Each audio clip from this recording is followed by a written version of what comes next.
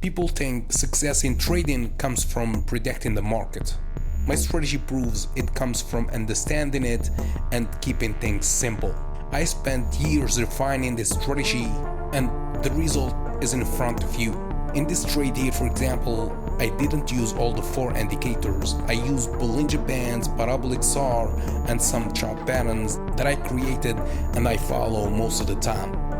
Yeah, so if you want to learn my strategy, the first episode is free at learnthestrategy.com/free. Link in the description or in the bio.